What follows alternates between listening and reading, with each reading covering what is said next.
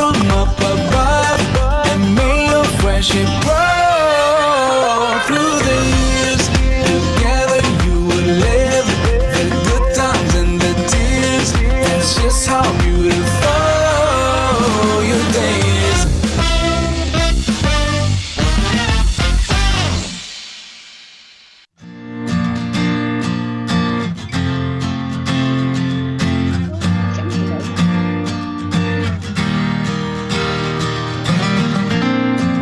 I long for a world so pure and free. I wish for others all I'd wish for me to live right, avoiding what is wrong, and focus every day on the ultimate goal forever. What's in my heart is all of the love from Allah, true love. It's a gift, I will never let go of true love. I will give my body and soul for true love. Every day in my heart I feel it grow with true love.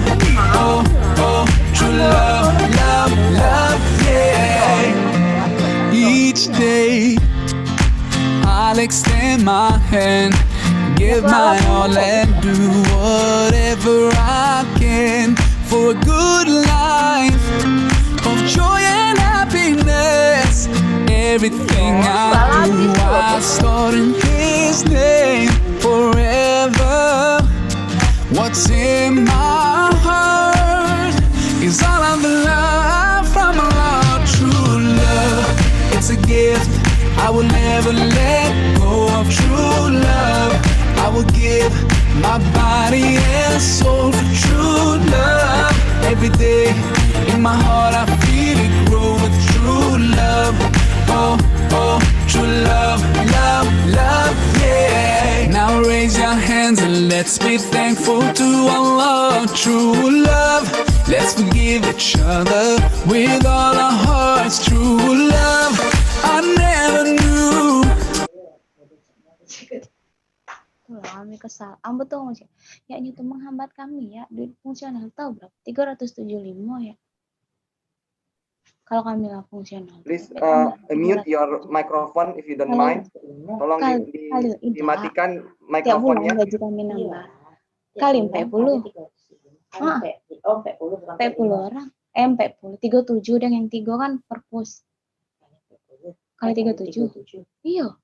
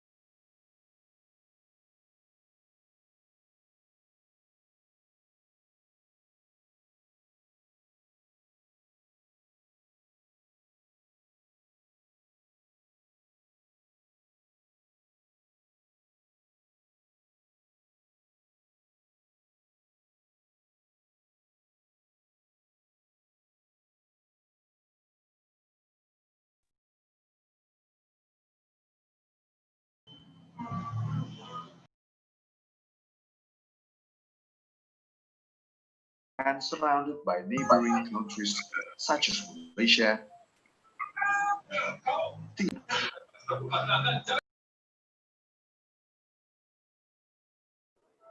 and Australia. The rapid development of industries in Medan, such as these manufacturing industries of informing technology, promising industrial market. Dynamic industrial world era called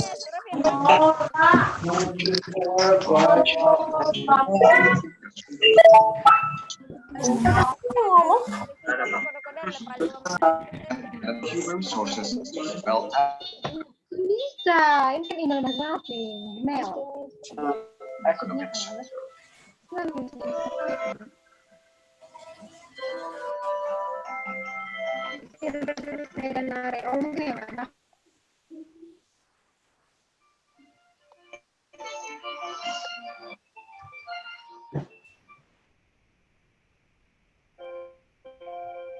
Medan is the capital of North Sumatra province.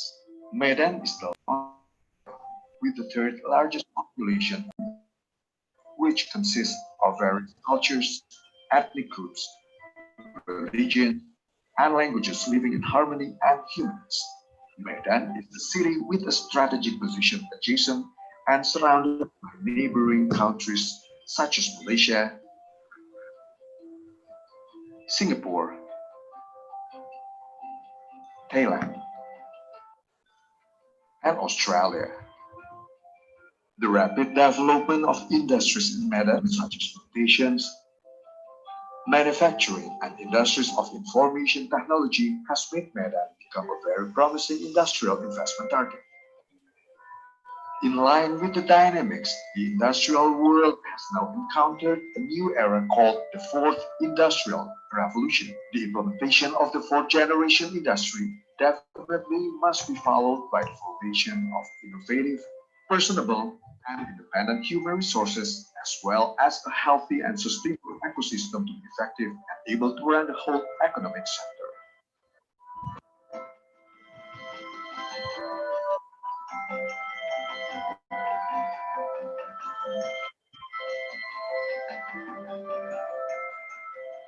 University of Medan area, UMA, is one of the best and excellent private universities in Medan that was established in 1983. Currently, UMA has two campus locations, called Main Campus and Second Campus.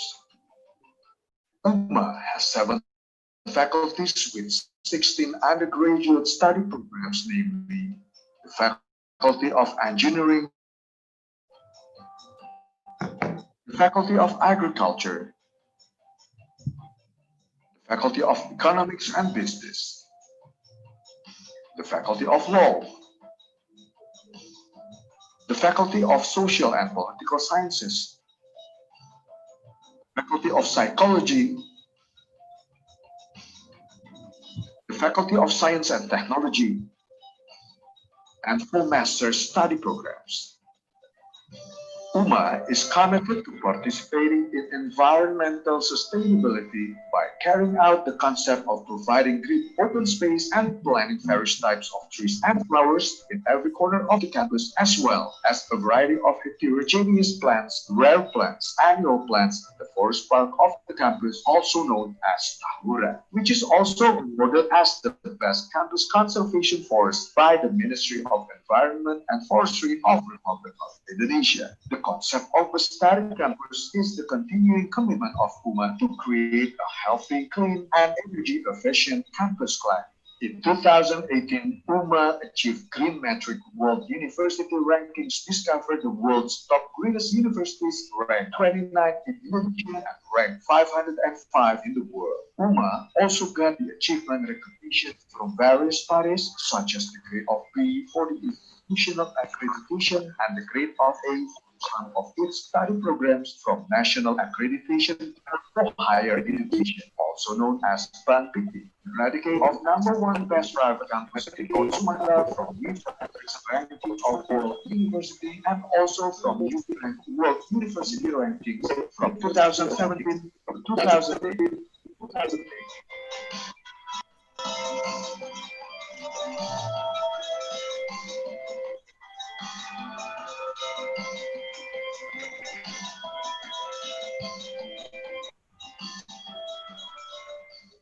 The academic community of Oman also got various outstanding achievements from various fields, including silver and bronze medals at the 2018 International Invention, Innovation and Technology Exhibition ITEX in the Healthy Biotechnology category at the World Young Invention Exhibition in Kuala Lumpur, Malaysia, as well as various student competitions at national and international level. The passion to become an excellent university with national and international reputation, Oman actively encourages campus elements to the partnership. Various MOU have been successfully carried out not only at those. As a university that is responsive to the social dynamics, University of Medan Area provides services in the form of bureaus, namely Inotech Design Consulting Bureau, Psychology Guidance and Counseling Bureau, and Legal Aid Bureau. University of Medan Area, as a healthy, accredited private university, is ready to face the Asian economic community in which the campus world as a center of knowledge with environmental insight through the development of research and technological innovation in a sustainable manner. Thus, it is supported by various educational facilities and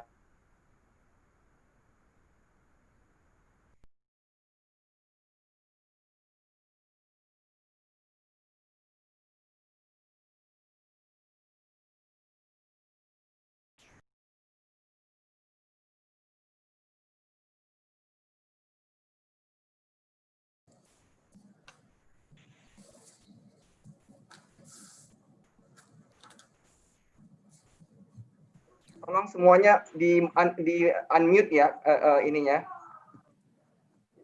Di mute, sorry.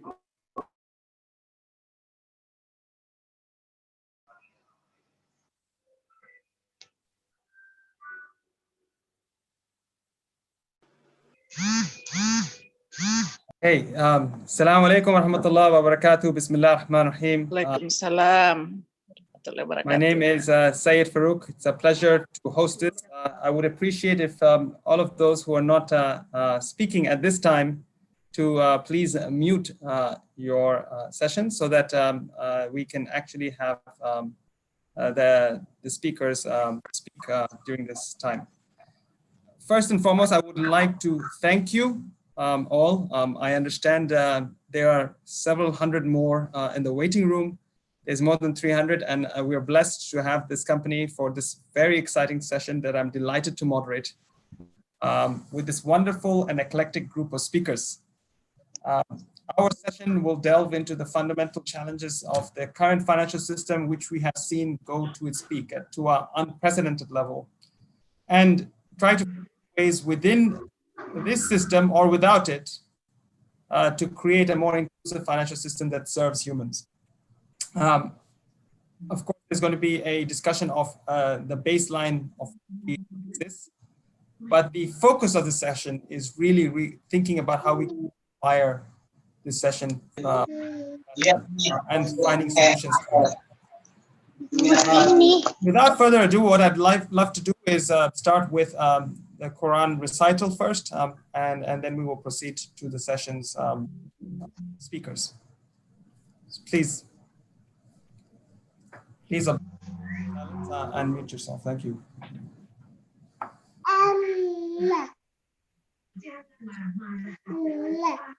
Bismillahirrahmanirrahim.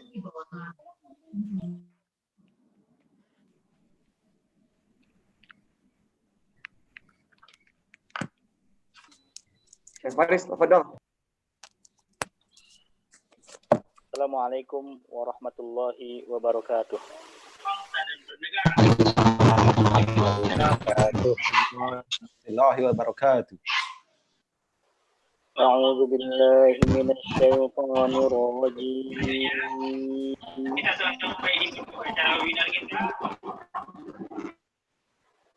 Bismillahirrahmanirrahim.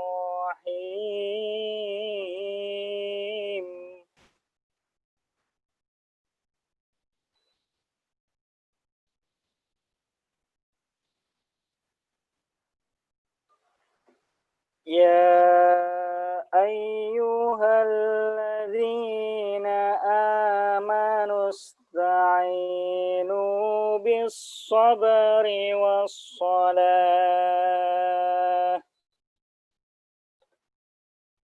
Innallaha ma'as-sabirin.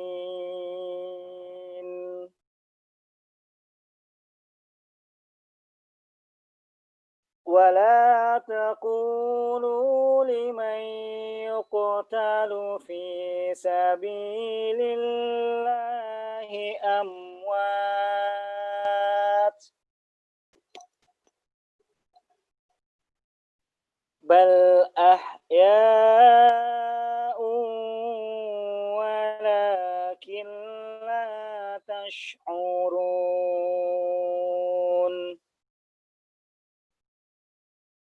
ولنبلونكم بشيء من الخوف والجوع ونقص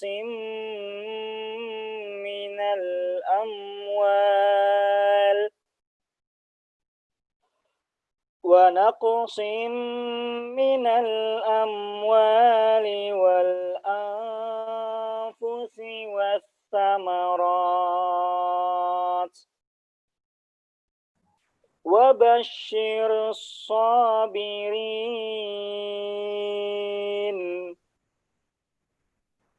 الذين إذا أصابتهم مصيبة قالوا إنا لله وإنا إليه راجعون أولئك عليهم صلوات من ربهم ورحمة وأولئك هم المهتدون صدق الله العظيم. Assalamualaikum warahmatullahi wabarakatuh. Assalamu alaikum warahmatullah. Thank you very much. As a call for those who attended, there's more than 440. I would appreciate if everyone would please mute your microphones. Thank you very much, brother, for your beautiful Quran recitation. I'd like to now move to the proceedings of the session. But before I do that, I would like context. And context, of course, has changed very significantly in the past few years, past few days, and continues to change. And what I'd like to do is put everyone in the same context with respect to not what's happening in America, which I'm sure everyone is following, but the COVID-sparked economic crisis. I'm not sure if all of you are following, but more than $15 trillion worth of stimulus have been spent in the past 3 months. To put that into context, $1,000 billion, 12 zeros. If we gave that money to each individual in the world, that would equate to $2,000 per person. Now, in places like the United States, it didn't come to $2,000 per person, but that's still a huge amount of money for many people in the world. Of course, that's not what was handed out. Disproportionately, a large part of the stimulus was spent on printing money and protecting large corporations. Yes, a lot of the handouts went to support small companies with their employees. That said, about 1/4, just 1/4 in the United States went to support large corporations with loans. Let's talk about the first issue, printing money. One of the most shocking features I've seen is that much of this money that has gone to large corporations, we know why that's needed. They are some of the largest employers and they need to be protected to ensure the economy survives. At the same time, a large amount of monetary expansion has occurred as well, with central banks printing a cumulative 13 of 13 trillion by end of 2021. Both of these disproportionately impact the wealth and sustain the wealth of those who have. The system supports the wealth of the companies, their primary owners, people who have capital, and those who have large pools of assets already, at a disadvantage to those who don't. So if you didn't have any wealth, it's not going to be of any support to you.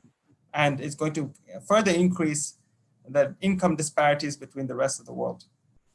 This is despite the fact that the impact of COVID will be disproportionately felt by the poorer job holders who have little access to disposable wealth. And despite the fact that they have received cash payments in some countries, this will be not enough to counter the very challenging situation as their incomes have dried up. But how do we get here? And what can we do to resolve it from here onwards to this very fiat currency system that is fueling what we have seen now? These are symptoms of a financial system that has fundamentally been disconnected from the real economy, and that's the fundamental issue. Starting from the 15th of August, 1971, the day of the original sin, as we call it, the US has effectively led the world in printing money that has no connection to real assets. Now the financial system dwarfs the economic system, the real economy, by several times. And we feel it across every asset class. Those who have access to the financial system has disproportionate influence on the real economy. If you are in investment banking, you can effectively direct and redirect billions of dollars of assets on behalf of clients, or borrow very cheaply and very easy money, now almost 0%, and divert that to whatever asset classes that are available to you.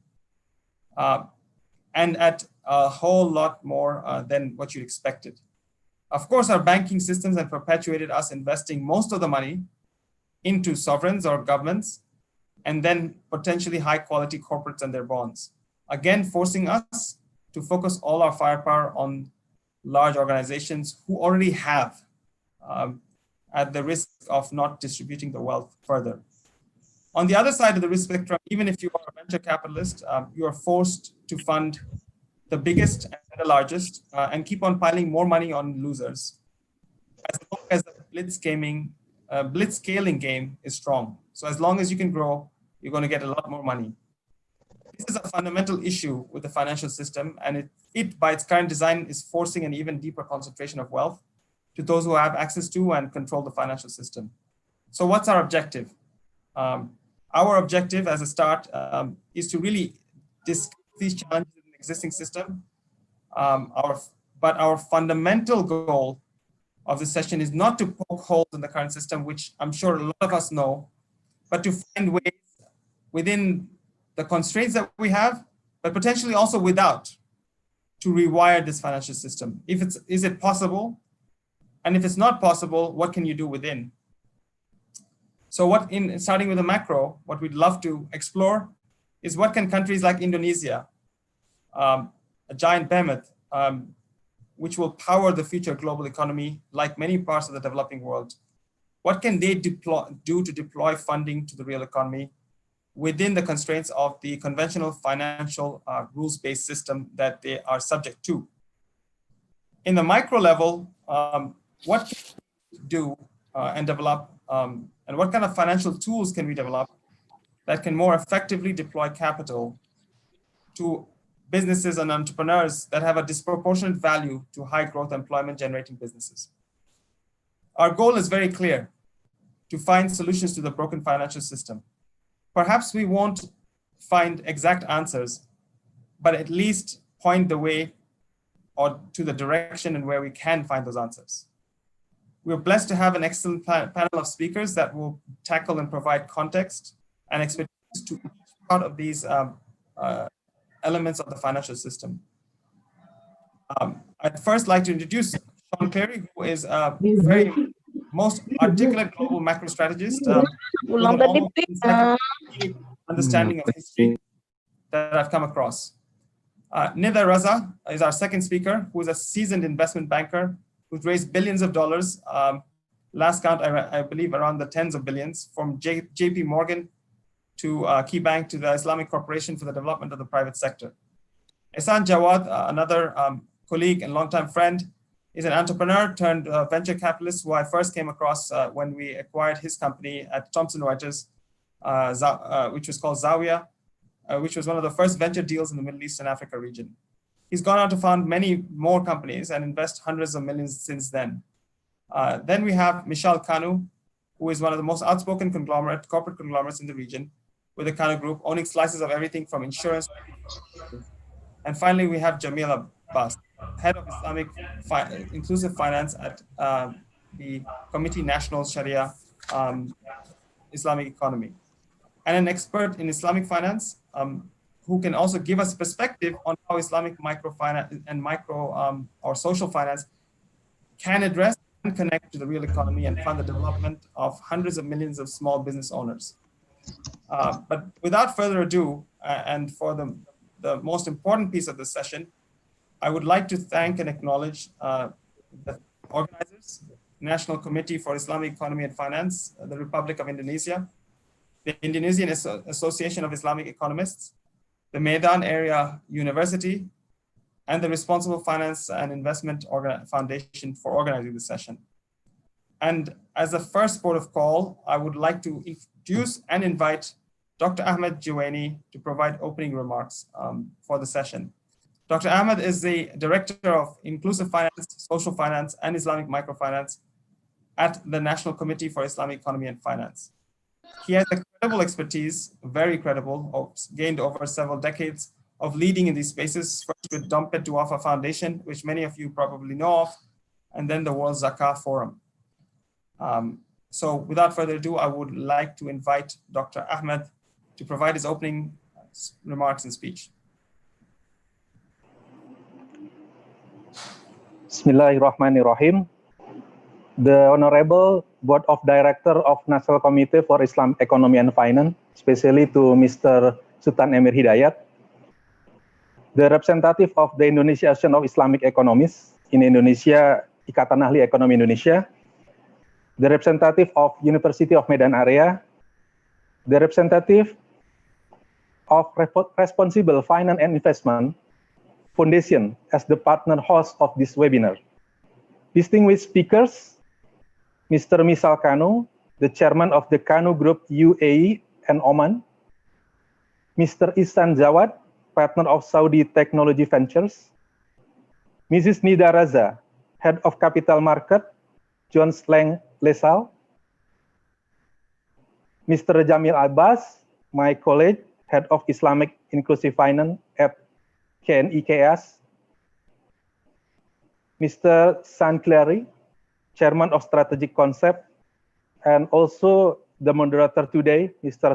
Farook, Vice Chairman and Board of Trustees, RFI Foundation, and all honorable other participants, ladies and gentlemen. Assalamualaikum warahmatullahi wabarakatuh.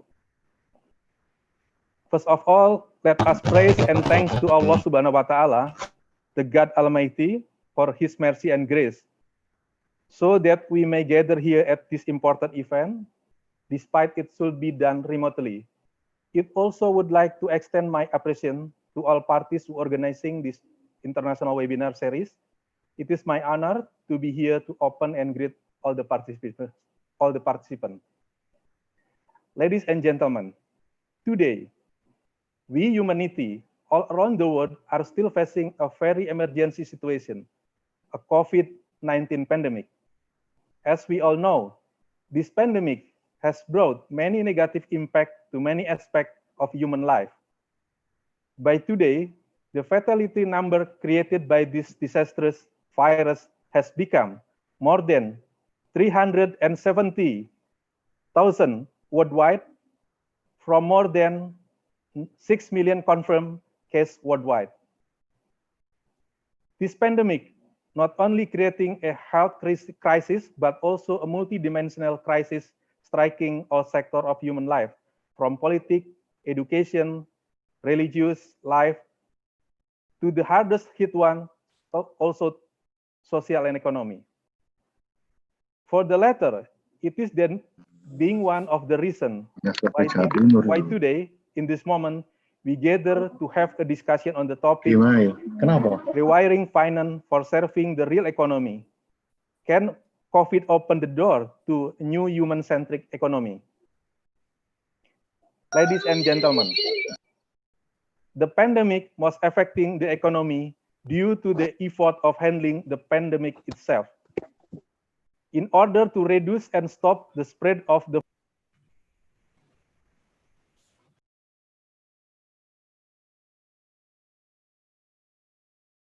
policy is by keeping people stay at home. This kind of protocol then requires people to do their activities from home, such as work from home, pray from home, and study from home. All daily activities in normal basis or face-to-face system is temporarily stopped. For the economic sector, this policy makes market activity being hampered. In Indonesia itself, the economic shock become heavier since it is dominantly in informal sector and 99.9% of the businesses are in form of micro, small, and medium enterprise. The players in that kind of economic sector are very dependent on daily income or revenue. Hence, when the physical distancing is applied, this sector will be hit very hard. Data from the Indonesia Ministry of Manpower state that by 1st May 2020, they are validated more than 1.7 million people lost their job, with around 1 million additional workers are in verifying and validating process. For the poverty rate, there is 60,000 additional new poor people until February 2020, and the Center of Reform of Economic Indonesia predicted an explosion to 37.9 million poor people in total, or 14.35% as the worst case caused by COVID-19. Ladies and gentlemen, this year's economic crisis, which happened after the pandemic, can be seen as the worst than ever. It is because the pandemic hit the real economic sector at the first time, the core sector in the economic activity, not only financial or monetary crisis that ever happened before. The pandemic shows us that the real economic sector is very critical in any one national economy, that we need to redirecting the economy to be more focused and concerned on it. The topic of the discussion today also trying to answer how the real economic sector can be served and supported better than before, which in this case is through the finance by creating the more human-centric economy. Examining the topic, the Islamic concept of economy is already considering those issues. The founding fathers are already agreed that under the Islamic moral economy framework, the objective of Islamic economy is human emancipation and human empowerment. That in Islam, every economic activity is just the way to create spiritual, moral, intellectual, social, and material well-being of a human. It is constructed by the Maqasid al-Shari'ah methodology that put human well-being as the goal of every economic activity. Furthermore, the well-being mentioned here is not only in the life of an individual, but also in the hereafter, so there is a Tawhidi dimension. Islam allows every individual to promote benefit or maslahah, but have to prevent mischief of mafsadah or hardship to others. It means that in order to realize those objectives, every financial and business transaction under the Islamic economic framework should comply with that human-centric. For instance, the Islamic finance industry, which is considered as an earlier representation of Islamic economic concept, must have objective on human well-being, contribute not only for the financial goal, but also to the creation and sustainability of good society. It can be realized by Islamic finance acting as the intermediary and instrumentality of real economic sector, that it must always be embedded in real economy. In practice, that is why many economic instruments in Islam are for the creation of human well-being, namely the instrument of zakah, infak, sodakoh, and waqf. It is well known that, for example, zakah has one of objective that is to fulfill the essential need of people who are poor. On the other aspect, when financial sector in Islam should targeting human empowerment, then the utilization of equity-based financing contract instead of debt-based contract is very important. In this context, the Islamic microfinance seen to be more acceptable as the ideal methodology of financing in Islam, since it has an objective to finance and empower the unbankable people so they could contribute in the economy. Through this methodology, Islamic microfinance is expected to link heavily in the development of real economy. Ladies and gentlemen, if we are trying to connect the today pandemic impact to the real economy with the objective of the existence of Islamic economic and finance, it is expected that Islamic way of economy and financial practice can be the best solution to the economic crisis appear due to pandemic. Indeed, if it can be implemented ideally as Islamic moral economy suggested.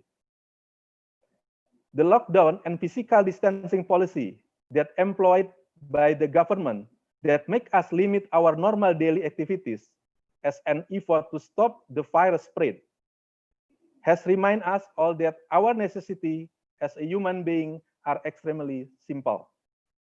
Most people are currently thinking that they only need food to stay alive and survive the pandemic.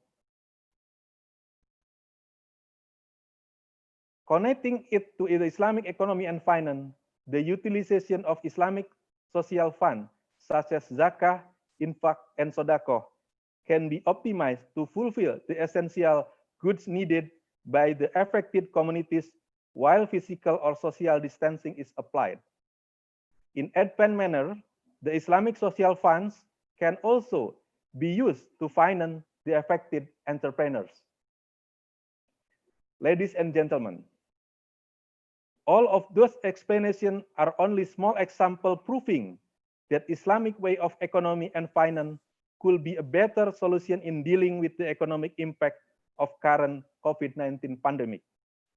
The point is that Islamic economic and finance may be the best solution for any economic situation only if we could redirect it again to the ideal framework that the founding father had suggested. Let us utilize this pandemic as a moment to redirect and rewiring the Islamic finance to its best form.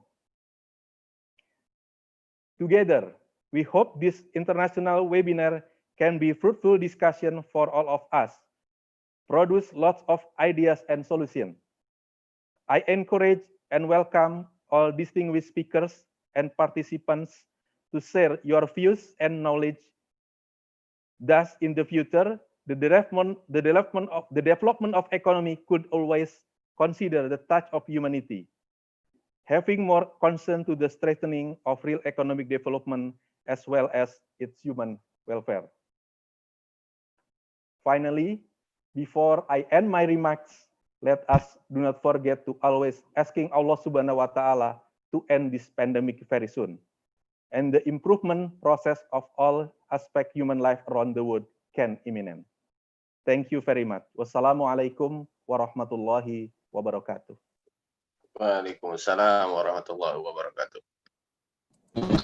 Thank you very much for those opening remarks, Dr. Ahmad. Really appreciate it. And it sets a wonderful scene for whether or not we can actually play an effective according to the principles of Islamic finance, which does, in fact, promote the real economy. It promotes asset-based financing, and it promotes connection to human needs as a fundamental requirement. However, the reality of the situation is far cry from that in terms of practice, both in terms of Islamic finance, but also the influence of the broader financial system. And therefore, I'd like to invite and allow each speaker to introduce themselves and also provide an overview of their perspective, their opening remarks. And I'd like to start with Sean, who can give us a global macro picture of where this has come from, but most importantly, what I'd like to hear from Sean is what does this mean for money and what does this mean for financial systems? Particularly the last 3 months, we've never seen, this has been an unprecedented amount of money coming into the system. And it certainly will have consequences that we don't know of, but I'd love to hear your views on what those potential consequences could be. Sean, you're on mute. Said, thank you very much. And I'd like to add my appreciation for Dr. Ahmad's remarks. He made at the core of his presentation what I think is the most important point that one can make. The purpose of an economy, and it need not only be an Islamic economy, the purpose of any economy needs to be the promotion of the well-being of the society. If an economy does not promote the well-being of a society, I have absolutely no idea what its function could conceivably be. Philosophically, in terms of the history of economics, in terms of the history of political economy, irrespective of what perspective one brings to bear, that construct is central. Having said that, and in pursuit of what Syed has asked, I'd like to make a simple proposition. We have lost sight of that reality in the last 30 years. And part of the reason that we lost sight of it was because in 1991, with the implosion of the Soviet Union, there was an extraordinary moment of Western hubris. Francis Fukuyama, some of you will remember, wrote a rather remarkable book based on an article that he'd written in National Interest 2 years earlier. And that book was called The End of History. It's an Hegelian concept that actually comes from 1848. But the proposition was that what Frank Fukuyama called the perfection of liberal markets and liberal democracy would constitute the remainder of the historical experience of humankind. And of course, that was neither a good description of the moment, nor was it in reality a good prognostication about the future. But from that point onwards, a number of underlying constructs about how the economy was supposed to work were premised on thinking that had taken hold in the United States from the late 1970s and took a frame throughout the whole of the Anglo-Saxon world as a result of the fact that Margaret Thatcher and Ronald Reagan were actually in office at the same time. The underlying idea that you could measure well-being through gross domestic product, through GDP, took hold, despite the fact that when GDP as an economic concept was originally developed, it had nothing to do with well-being.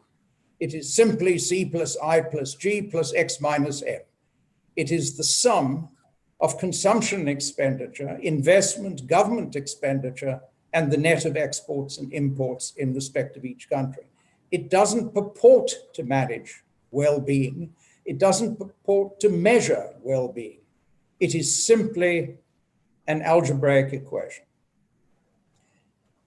However, as a result of the fact that there was now notionally one set of economic rules for the world at large, and that even China and Russia, or the Russian Federation, after the implosion of the Soviet Union, had become part of this, those principles, that what one sought was economic growth, not well-being, economic growth, became established as the leitmotif of the entire economic system.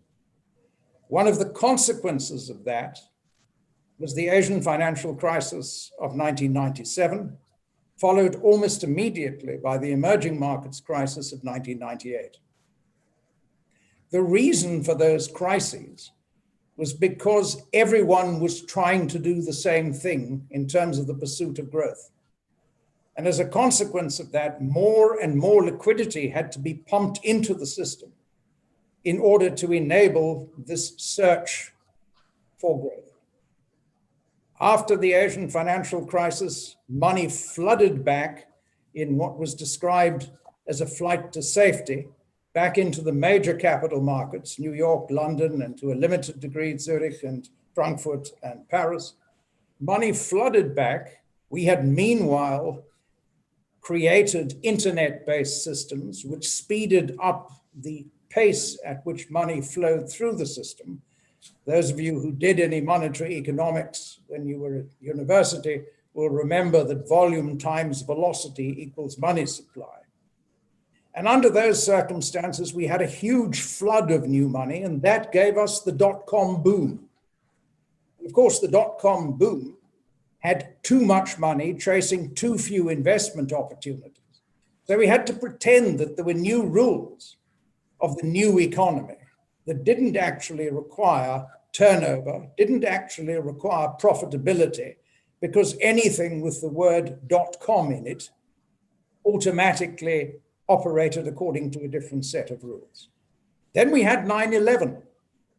And as a result of that, the Federal Reserve in the United States pumped an enormous amount of new money into the system through fiat, through printing money, in order to lift economic activity in the aftermath of the 9/11 incident.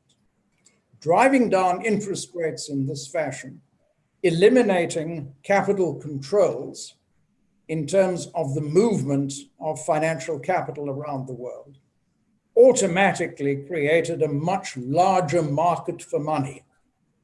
And out of that, we saw a surge in derivative instruments and hedging instruments, which in effect created more money. So I had made the point right at the beginning of the disaggregation of the financial economy from the real economy. But let me give you a simple example. Back in 2008, the aggregate of derivative instruments measured against GDP was 23-1. There were 23 times as many derivative instruments in circulation as measured by the Bank of International Settlements as there was GDP, real economic output, measured by the IMF. So everything that we've seen, from the Asian financial crisis, through the emerging markets crisis, through the dot-com boom and then bust, through the financial crisis of 2007, starting with the subprime and spilling over into the global financial crisis of 2008, and creating a sovereign crisis in many parts of the world, including the European Union, that ran until 2014, 2015, is the product of printing money to enable economic activity at global scale. The result of all of that is that human welfare has been completely lost as being the rationale for economic activity. Once companies could invest globally as a consequence of the liberalization of capital flows, that inevitably resulted in a loss of jobs in the advanced economies because it was cheaper for multinational companies to offshore and to be able to make more money, for want of a better phrase, by operating at lower labor cost.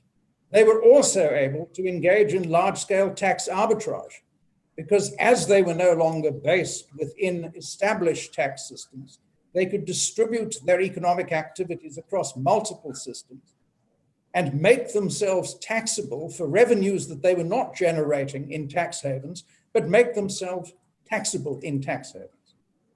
So the entire system became completely distorted as a consequence of all of these activities. There's nothing mysterious about it. It's not surprising. It's simply a function of the fact we globalized, we offshored, we enabled capital movements on an unlimited basis in global terms, and we pumped money into the system from central banks and then from merchant and investment banks in terms of the derivative and hedging instruments in order to enable further economic growth.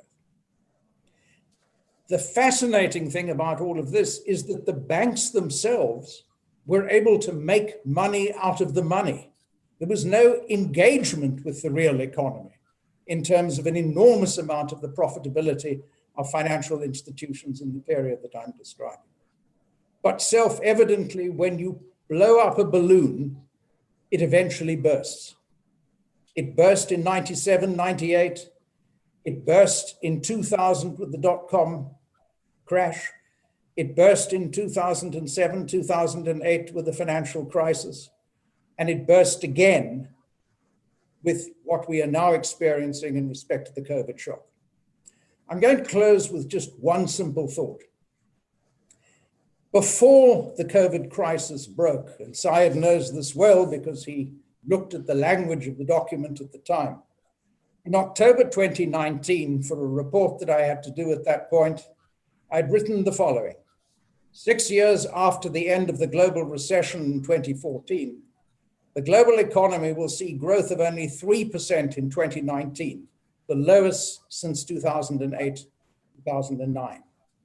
Despite a strong recovery in capital markets, fiscal and corporate over-indebtedness, lower negative interest rates, slowing manufacturing activity and global trade, higher tariffs and policy uncertainty, and slowing investment pose vulnerabilities throughout the system.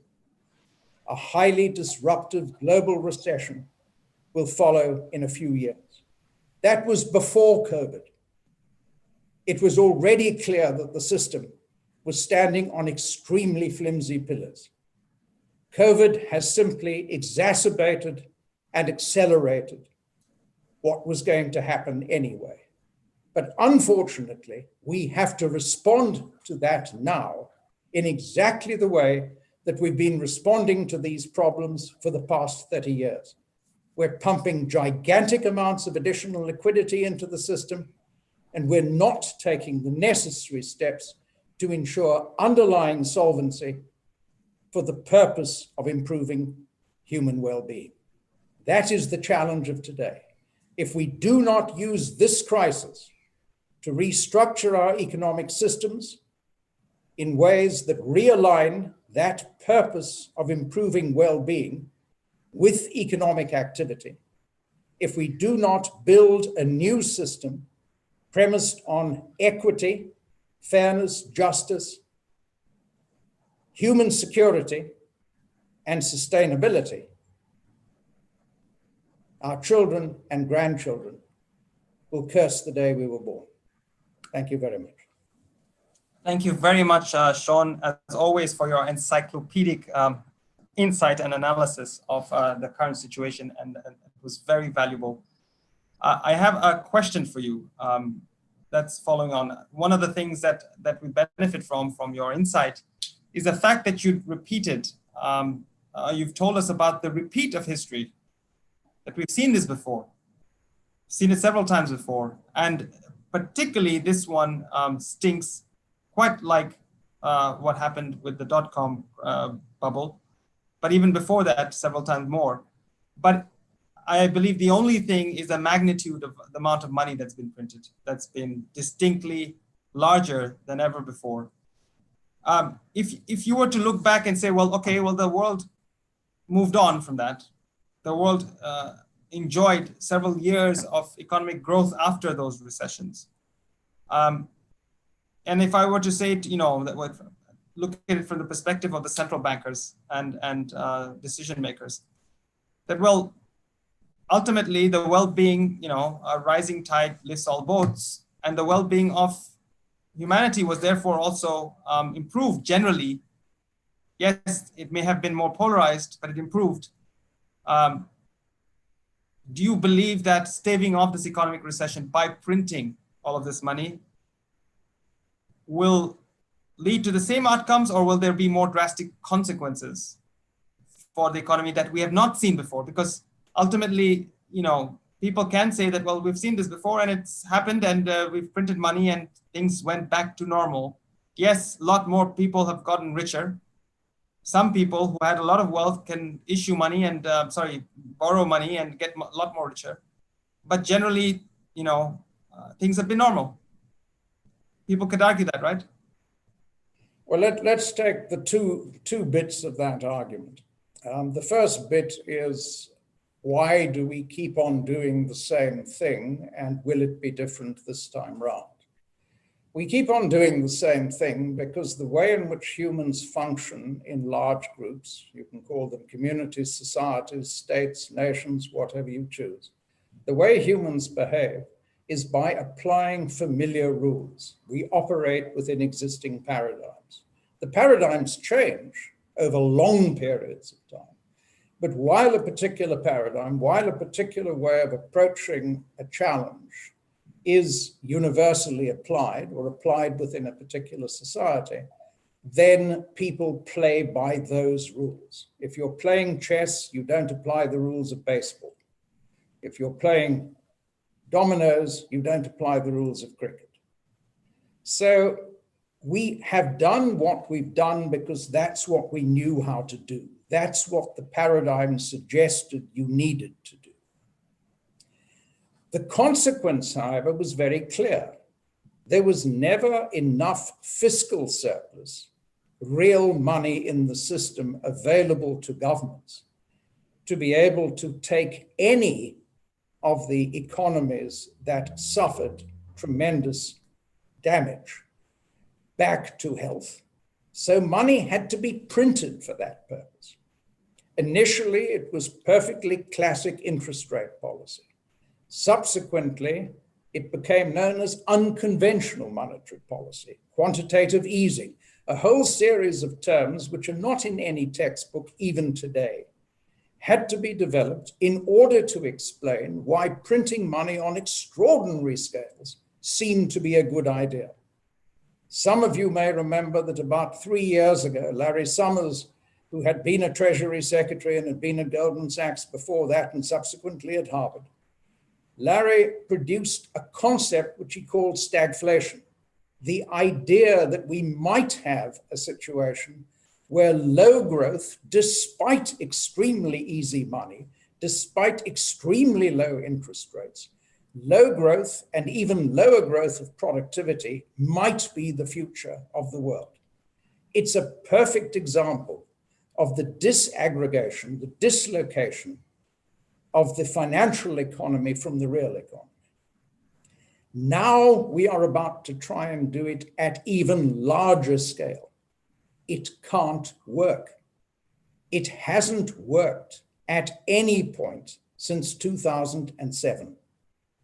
Prior to that, because the crises that emerged were in the emerging economies, in the tiger economies of Southeast Asia in the first instance, and then subsequently in the emerging markets, preeminently Russia, but also Turkey, Brazil, South Africa. Those were relatively small beer in terms of the whole of the global economy. The fact that we couldn't, even with unconventional monetary policy, get growth back onto sustainable rates, despite over 7% growth in India and over 6.5% growth in China.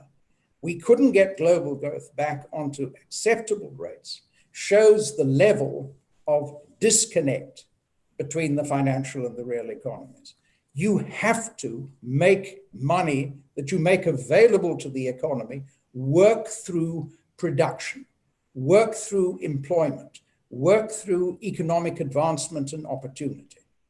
And the simple truth is that as a result of low interest rates, only people who have established credit with financial institutions can benefit. People who are not banked or not bankable or do not have sufficient capital available to them for purposes of speculative investment derive no benefit whatever by pushing interest rates down to zero. People who are dependent on fixed incomes, pensioners, other older people, are in no position to benefit. In fact, they suffer highly significantly. So the emergence of wider inequality, the so-called 1% or 0.1% or 0.01% phenomenon that we have seen around the world over the course of the past decade or so, there's nothing surprising about it. The way in which we structured finance guaranteed that outcome. Between roughly 1985 and roughly 2005, roughly 2 billion people did come out of absolute poverty. But frankly, about 80% of that is due to China's rise. Nothing happened in sub-Saharan Africa and very little happened in South Asia. So the impact of that which we acclaim as a result of the stimulus in respect of growth didn't work through the Western financial system. It actually worked through state capitalism in China. Wonderful. We can't. Sorry. Did you want to say something? We can't follow the same rules again. It won't work. I have a follow-up question, but I'll leave that for the later session. What I wanted to now follow up to Nida, Raza, who has been involved in this financial system that essentially prints money for those who do have, for corporates and financial institutions and for governments. Is there a way that the money actually flow to the real economy? Is there a way to actually circumvent the bank-led debt finance global system? Because yes, you're involved from everything to billions of dollars to investing in smaller amounts. But ultimately, is there any value in doing these smaller things when largely speaking, those who are the command and control of the financial system are really influencing all the decisions, where returns will be made, why people should be deploying money to certain asset classes. And regardless of how much we want to do with the real economy, it will be a speck in the ocean and therefore very inconsequential to the global order. Where do you see that we can circumvent this bank-led financial system? You know the ins and outs of it. Thank you. Assalamu alaikum.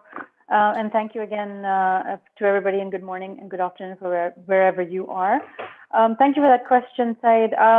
And I think Stan is absolutely spot on, obviously, in his analysis. The whole economy is, or the whole rules that run the economy from a financial institution perspective, hands money to those who don't need it, I would argue. So in financial crisis like the one we're in now, or even the ones we've been in before, we always see that banks, the liquidity is pumped into the banks because they're strategically important and they're supposed to be the conduits and distributors of those funds down to the real economy. But we find that what they're doing is shoring up their own balance sheets, and to the extent that they can extend funding, they're sending it to those who frankly would be able to do without it and still survive. Whereas they're not extending it to those that need it most to survive this kind of crisis, and then come out stronger on the other side. Why is that? It's simply because of the rules that have been set by the central banks, as far as Basel and all of those are concerned. It's purely risk-based. It's not asset-based, and there's just too much. From an economies of scale perspective, it's very hard to reach out to the smaller constituents of an economy, which is really where we need to get to.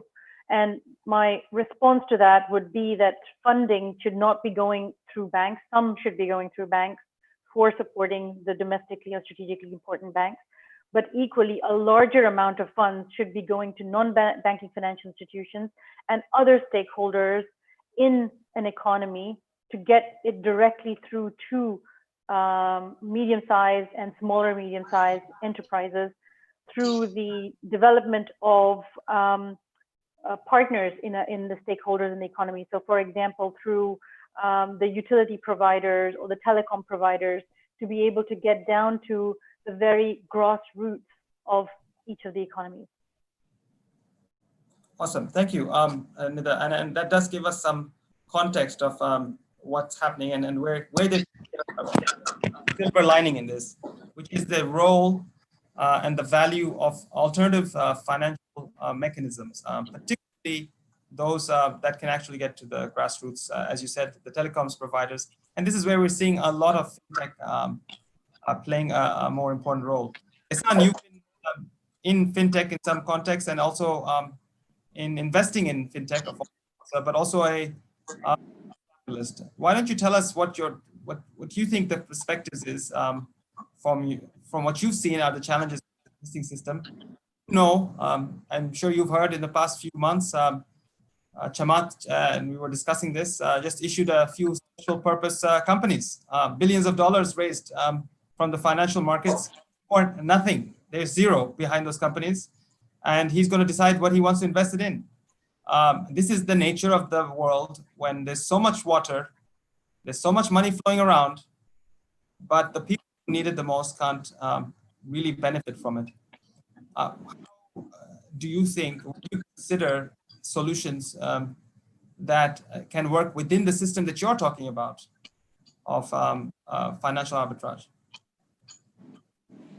Thank you, Dr. Said, and thanks for the panel so far. I mean, great thoughts by Dr. Ahmad and especially Sean, which I concur with throughout.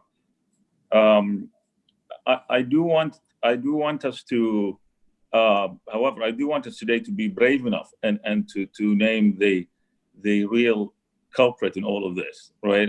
And the real sort of like root cause of this, which is we live in a world where everyone is working to to increase capital, right? Capital, people, and the environment are being used for the sole purpose of increasing capital. That's what capitalism is about. Everyone is a tool to do that. The financial system that we have is just a simple byproduct of that overall paradigm that we live in.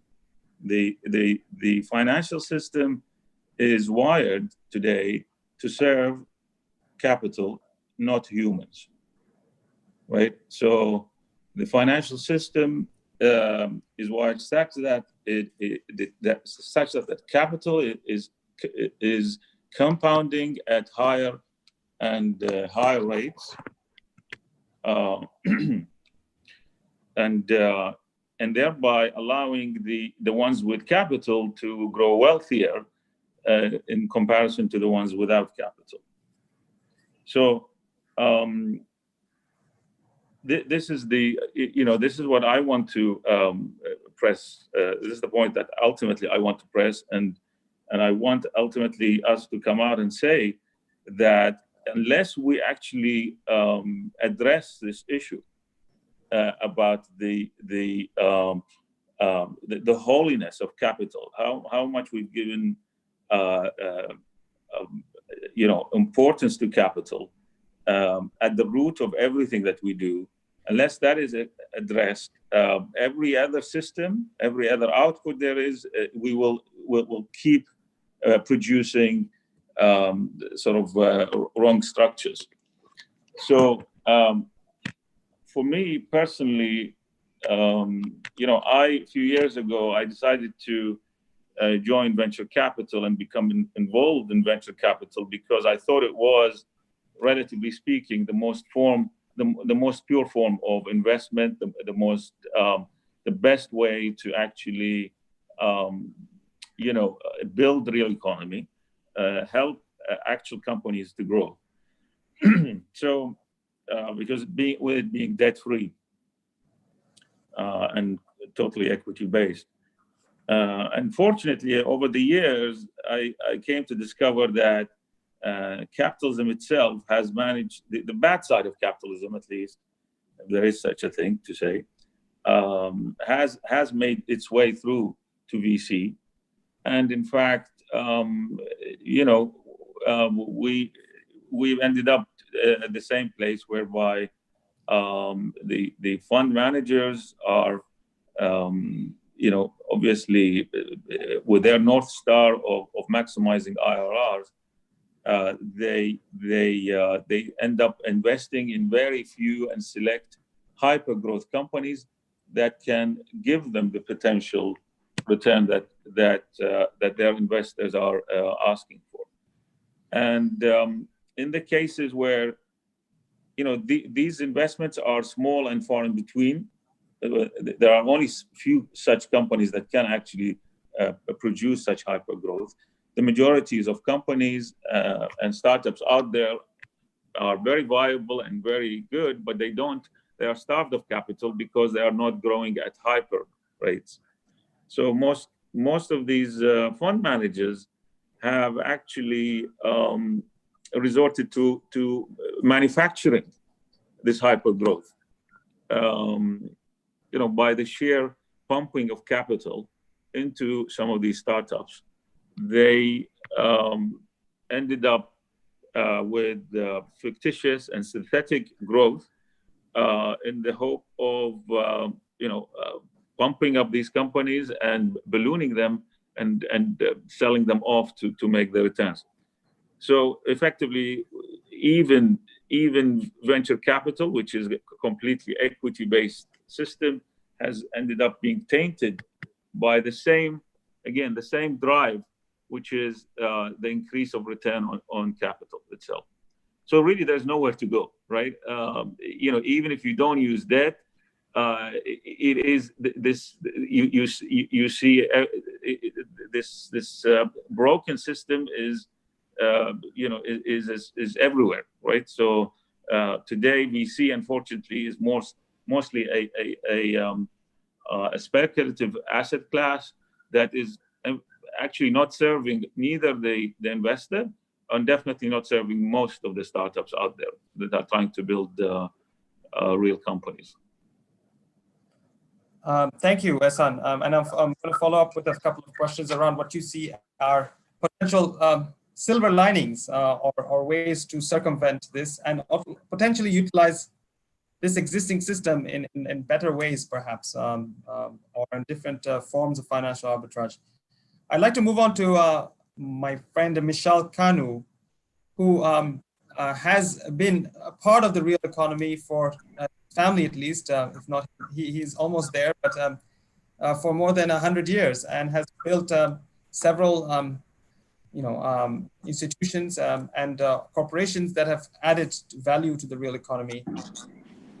Mishal, how concerned are you, and you control financial institutions as well, how concerned are you with the state of the financial system? Is it benefiting corporates like yourself that are trained in building buildings and constructing things? And how concerned are you with the existing financial system? And is it going to affect your fortunes and the fortunes of institutions that are actually in the real economy? Is software the world, and we're going to see some companies that are going to take over and obliterate your value as well? And is there a in mind as well? First, Assalamu alaikum wa rahmatullahi wa barakatuh. Thank you for giving me the opportunity to talk about something which is, I think, very important for us, and specifically because this is an Islamic a conference specifically focusing on Islamic finance. Dr. Said do you mind if I defer the question you asked? Because I think I'd like to talk about something which is much more relevant than just my company or what we're doing here with the economy, if you allow me. Sure. Okay. The key thing for anyone to understand is if you don't understand the history of what happened and what creates what, you want to understand why you're doing or why you're living in a certain system, in a certain structure. And again, because it's an Islamic conference on Islamic finance, I'd like to start with something to do with the Sirat al-Rasul alayhi salam, his life. And I start with the Prophet alayhi salam because if you understand what happened in his life and those who followed after him, you can start understanding where we are versus where we want to be. Rasul alayhi salam was attacked in Quraysh by the tribes of Quraysh. Most people think necessarily because he was calling for their belief in one God. But that wasn't the reason they attacked him. They attacked him because inside the Kaaba, they had a small representative of a God for each one of the Arabian tribes who'd come there and pay a pilgrimage fee. And the Quraysh tribes feared that if these idols were gone, then the Arab tribes would not come there and they would not pay them. So they were fearful for losing the money. That situation hasn't changed. Their God then was money. Their God now is still money. And I will give you, and I'm being facetious a bit in this one, if you'll excuse this, but when Mr. The chairman of Goldman Sachs, Feinstein, I think, was asked a question in 2008 by the Congress, he actually said, I'm doing God's work. Thing is, he was not defining who God is. In his mind, it's him. Maybe again, I'm being unfair. But let's look at this. If you look at the seerah of Rasul, when he talks about, even in terms of wudu, he tells his companions, do not waste the water when you do wudu. They asked him, even if I'm next to a running river, he said, even if you're next to a running river. It means that even though you have a lot of abundance of assets, do not waste when it comes to eating food. And the food, when you eat, take only as much as you can eat. And in the type of eating, you have to do three things. You have a third of it is your food, a third of it is water, and a third of it is air, so that you are never full. The reason is when you're full, you become lax and you don't care anymore. You become lazy. The idea is, as from a Muslim perspective, and following the seerah of Rasul, if we follow those aspects, we couldn't get to the point of greed that we have reached globally today. It wouldn't happen. It couldn't happen. And in fact, before people said, this is a fantasy, during the time of Umar bin Abdul Aziz, who is considered the fifth Khalifa, even though he was not, in his time, they had so much money from zakah that they didn't have anyone to give the money to, because life had been fulfilled and everyone's requirements was done. There is an aspect that is missing also. When we talk about the structure, and from a Muslim structure, we talk about Islamic banking, we talk about Islamic finance, we talk about sukuk, etc.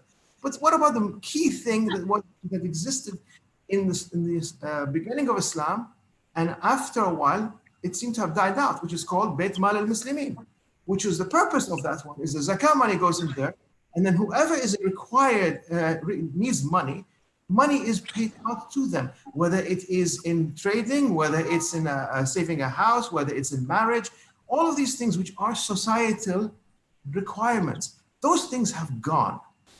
And the reason I'm bringing this up before anything else is because, again, if we're talking about anything to do with Islamic finance, let's go back to the origin, what happened in the time of Rasul, what happened at the time of his companions, and then understand where exactly are we from that. Because what has happened, if you go back fast forward a bit, Islam is no longer playing what you call the major role. Islam at one point was created trade finance, was creating letter of credit. All of these things because you had such a wide empire and trade had to happen. But even the trade was never a trade of massive growth. It wasn't. It was enough to make you good, financially good. This shift happens in my head, and I could be wrong, but this shift happens with three conditions, three points. The first point was the creation of a corporation. This did not exist before. It was basically traders. Each one had his or her money. They might have pooled the money. The one that did the trade, they came back, and everyone got his or her share. But it wasn't formed as a corporation. This happened, I believe, in England. I can't tell you the exact date. Maybe Mr. Cleary might be able to elaborate on that one if I'm not wrong in that aspect. The second aspect is coming in the United States Supreme Court, giving a corporation the same equivalent of that of a human. It is treated as a human. So it has rights as a human. That's the second part. The third part was post-World War post-World War I. Sorry, it was post-World War I when they started to talk about removing or getting out of the gold system as an asset-based class for finance. And when that happened, it starts the ball rolling. It doesn't exactly explode. That happens when, I believe, when President Nixon removes the United States from the gold standard, which allowed President Reagan to do deficit spending. That's when the whole balloon starts to happen. If you remember in the late 80s, you had the savings and loan collapse because of that aspect, when all of a sudden I could borrow against nothing. You have all of these things happening, and when you have these things happen, we are today in the reason we are in the place we are today is because of all of these things that happened historically. It doesn't happen out of nothing. It does nothing. And nature abhors vacuums.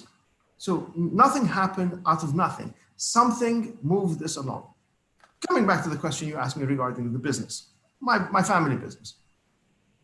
I'm less concerned about my family business and or how a business continues. I'm more concerned about the people who work with me in my company and the other people who I have to interact with, because I see something that is going to affect their lives. It was mentioned before. Those who are in my position, well, you know what? It's a bad year. It's a bad 2 years. I'm not going to die. I might be financially less, my bank might be small, my bank account might be smaller, but I'm not going to die. But the SMEs, what happens to that? What happens to the poor person who works for an SME or an employee who is trying to create, an entrepreneur who is trying to create something? How many of the VCs that Ihsan was talking about, how many of the VCs are now struggling, not because the business is a bad business or because the idea they have is a bad idea, but all of a sudden the cash has been sucked out of the system. And for me, the major culprit that we are all experiencing is exactly what was mentioned by Ms. Raza, who talked, the banks should not be getting the money. They should be getting a portion of the money, but the businesses should be getting the money because that's where the business is. But this is a very strange situation. The system does not allow you to do what is rational, but tells you, here are the rules irrespective of whether it's rational or not, you're going to apply the rules and the rules are going to work. One of the silly rules we all experienced, if you ask me, and I might be putting myself in an awkward position here, but one of the silly rules we were told here is you have to have a mask even when you're driving the car alone. Now, rationally, it makes no sense, but it's a rule, and therefore you apply the rule. If we keep on doing this, exactly what Mr. Cleary said, we will have bigger bubbles, and the burst will be more massive every time, and we're not going to learn. And the reason we don't want to learn is because every time we have to do a hard decision, and this is the hard part for us, it means we have to change our lives drastically. And we are creatures of habit. We don't like to change our lives. Thank you so much, Mishal. Really appreciate it. I think this is a wonderful segue to the real effects and the diverting funds, the role of Bait al-Mal within the financial system. I think interesting that Indonesia has been able to innovate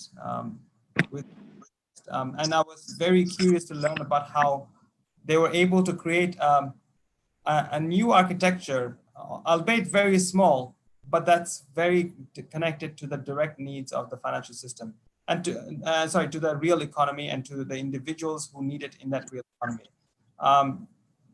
Mr. Jamil, I think you are there, and I think it's yours. We'd love to hear from you. You've seen the first-hand effects and the powerful effects of social finance. Please, could you tell us a little bit more about it and what you believe and how we can kind of potentially use this as a micro model before we go back to the macro issues that we have?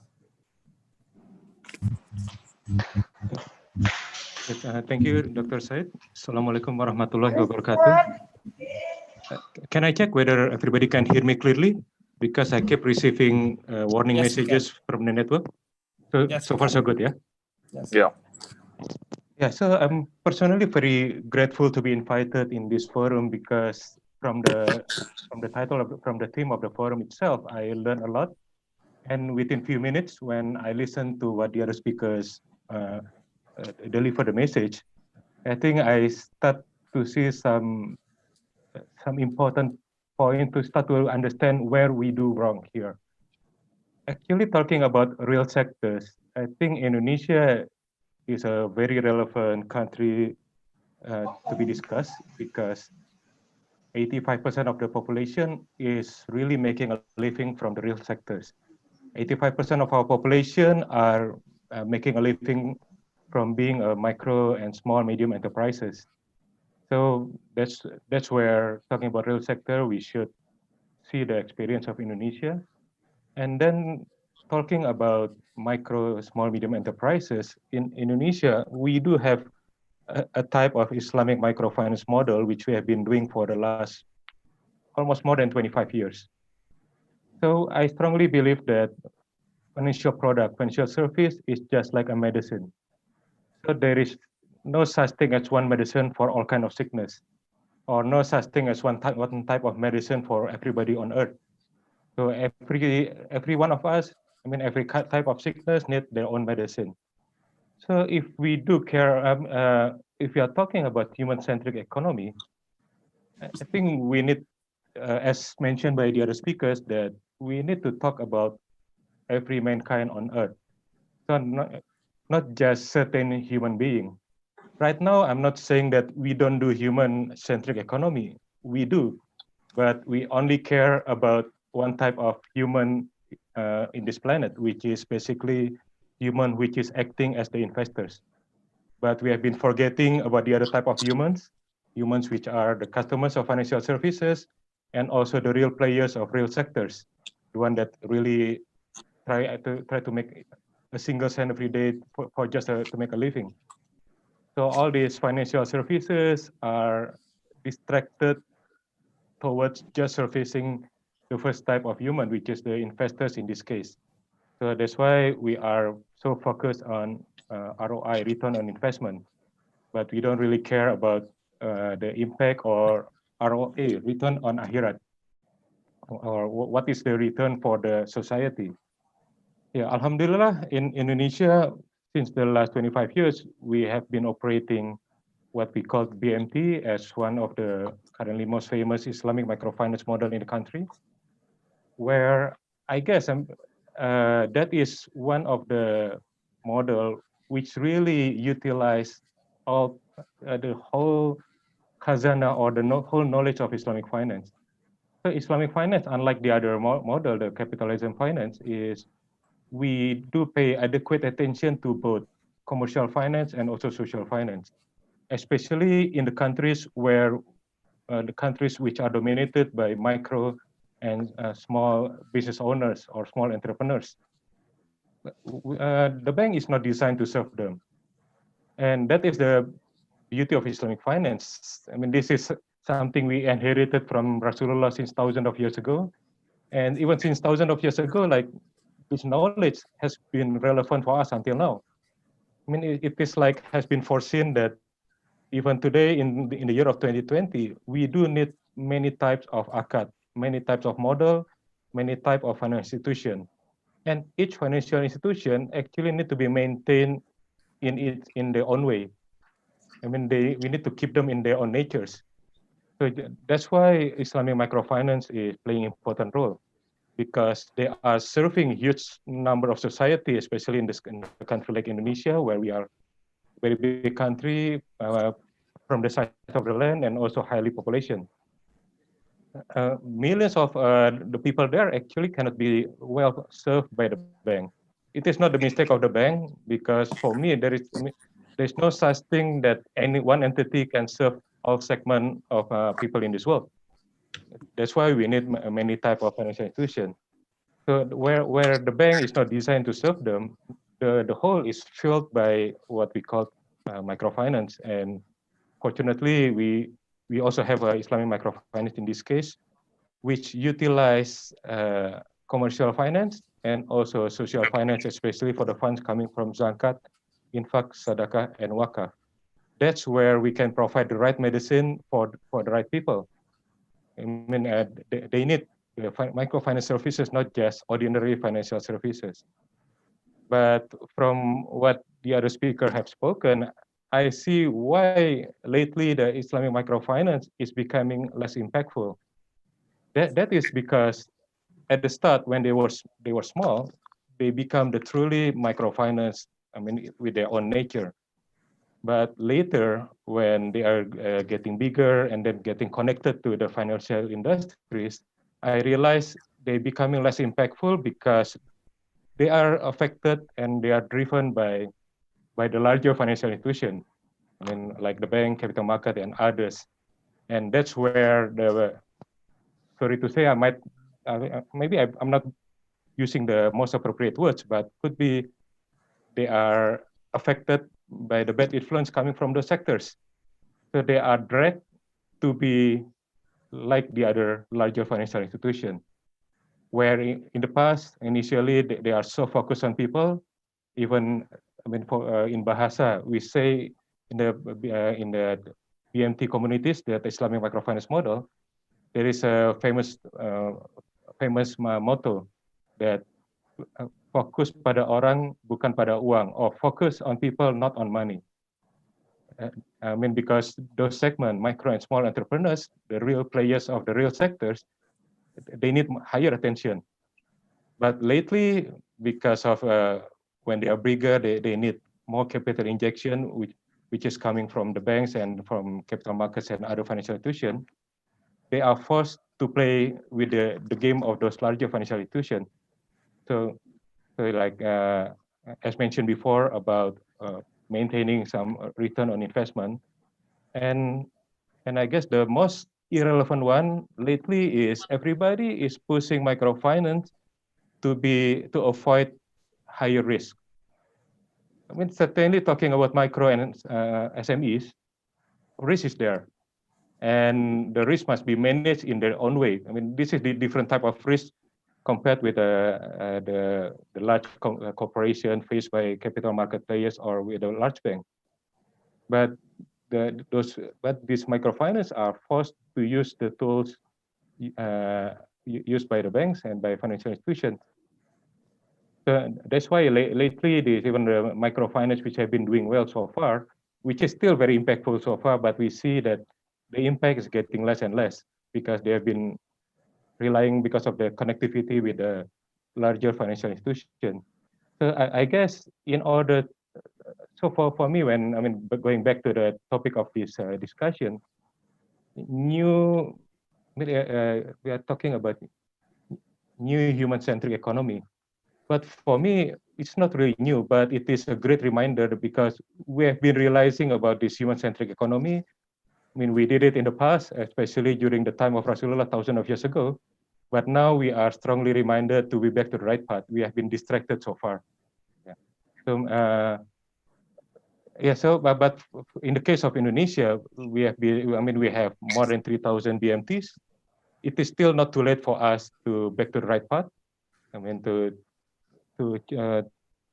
change the mistake we made, and also to remind all the related stakeholders, if you really want to see the real sector to grow and to have the right financial services to serve those segments, the real players of real sectors, then we cannot just rely on the bank. We need to have the bank, we need to have capital market, but we must ensure that we have the right models in every economy to serve the whole society.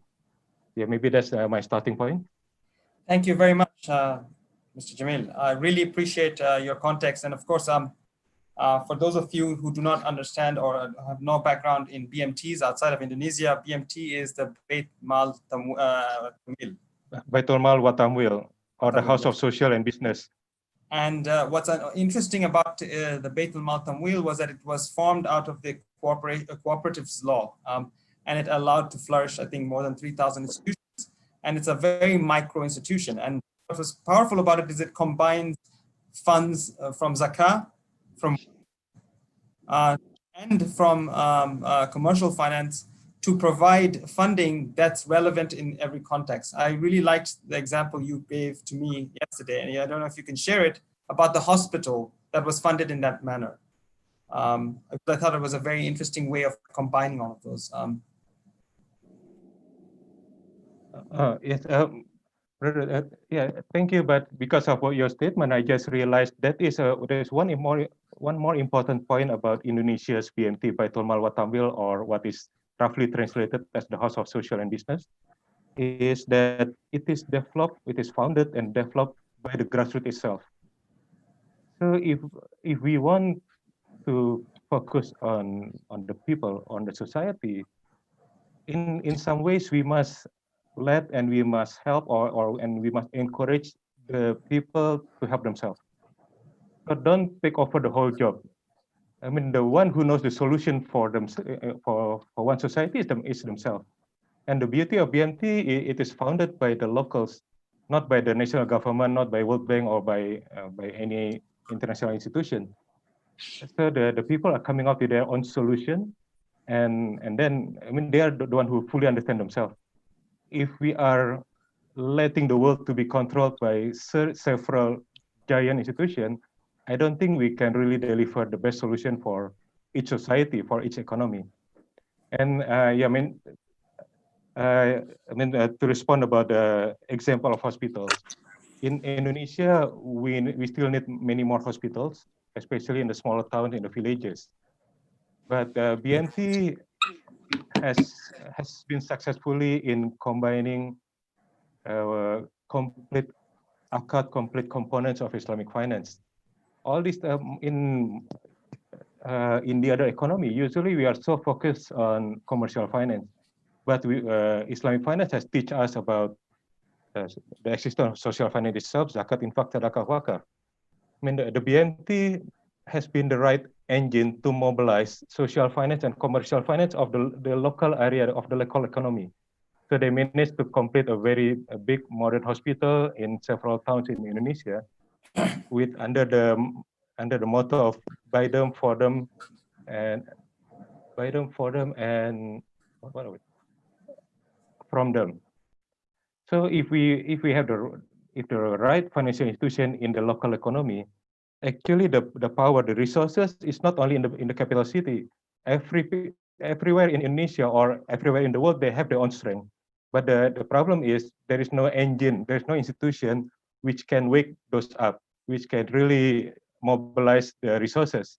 In the case of the hospital, the modern hospital completed by the grassroots institution like BMT, that is showing the case if we do have the right engine with the right method, in this case, Islamic finance, the potential of the locals is tremendous. We really can wake them up, and and can reduce reliance on international institutions. But what we need to do is encourage collaboration, but not just letting some economy to rely on certain big players. Thank you very much, Mr. Jamil. The other, you presented a very important and very powerful thought. And that's why I felt that it was a good collection of all of the thoughts that we'd come to as a conclusion. And that's a provocation, I guess, for all of us and the attendees that are attending this session. Is the right model, is one aspect of the right model going to basics? i.e., for those who have wealth, for those who have capital, whether it's a small amount or otherwise, is it really the right thing to put your money in a bank as compared to spreading it across hundreds of entrepreneurs? Because before, ultimately, one of the reasons why banks were there was to take over the role of distribution and have economies of scale to distribute that capital across the economy. It doesn't do that anymore, right? We know that. Ultimately, that's a failure of the system. But I guess the bigger provocation for all of us is it going back to the basics? Is it going back to, well, can we help, just like that BMT does, Indonesia, deploy that money in our local ecosystems and create micro cooperatives that can actually distribute that funds to entrepreneurs, to people who are creating real jobs on the ground, and thereby create value. Because I wanted to take it back one step while we're thinking about that more micro issue. On the more macro level, and this is directed again back to Sean, given our context of and how we are subject to the forces of a global financial system, when this crash comes, and it is, as I understand, and as history tells us, do you feel that we have any form of global unity or leadership to reorder this financial system to reflect this connection to the real economy, which I sense that many people in the world will want? Global leadership that you see anywhere, can you predict this? That as a result, from the ashes of the next, the coming crash? Once again, Syed, I think there are two questions locked up in that. Sorry. The first is there a mechanism that will allow it to occur spontaneously out of a change of collective intent? The answer is probably no. The second is, what have we changed in terms of the way in which things used to operate? Because everything that all of us are saying is actually entirely reflective broadly of the relationship between economies and societies over the last 3,000 years. The manifestation that occurred in the context of the rise of Islam is very similar to the manifestation that occurred in the context of ancient Israel, very similar to the manifestation in Babylon or in Persia or in Periclean Athens. The idea that the economy was there to enable social stability and that the purpose of the economy was to maintain social cohesion and build social capital was what has underpinned human existence for very long periods of time. But something very strange happened in the 1970s. And suddenly in the 1970s, a lot of people blame Milton Friedman. He and a colleague at Harvard were probably jointly responsible. But the construct emerged that the fundamental obligation of the company is to advance the welfare of its shareholders, not its stakeholders, not of society, not of its employees, not of its customers, not of people across the value chain, not of the society from which it derives its opportunity for profit, but its shareholders. And as a consequence of that, the Delaware court, because most companies in the United States are incorporated in Delaware because it has very soft regulatory standards, the Delaware court came to rule consistently that it was in fact necessary for the board of directors of the company to ensure that the application of assets in the hands of the board was to advance the interests of the shareholders. The moment you got to that, all of the other problems kick in. Because to take Nida's point of earlier, the reason nobody lends to SMEs out of the banking sector is that unless you cannot make investments, you are capable of making more money out of capital market investments than you are able to make through any portfolio of SMEs. So if you are obliged to advance the interests of your shareholders, of course you're not going to lend to SMEs because you wouldn't be advancing the interests of your shareholders in that manner. It completely perverts the entire system. The second thing that has perverted the system, and that, by the way, is what Ihsan, I think, was saying in the context of the pursuit of capital agglomeration as opposed to serving any useful social purpose. But the second thing that's gone wrong in the system is that we've forgotten the third leg of the tripod. Certainly there is society, certainly there is economy, but for roughly 4,000 years, there's also been polity. Polity is, in modern terms, government. And the construct is that the economy should be so structured as to advance the interests of the members of the society. But when there is market failure in the construct of free market economies, the government has an obligation to step in order to preserve the collective social interest. But you see, that went out the window in the late 1980s in the context of the Washington Consensus.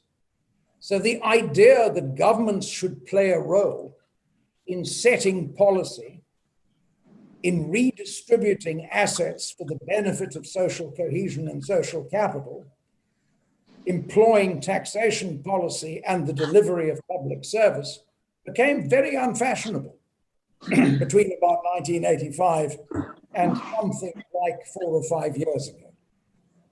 It's now starting to come back.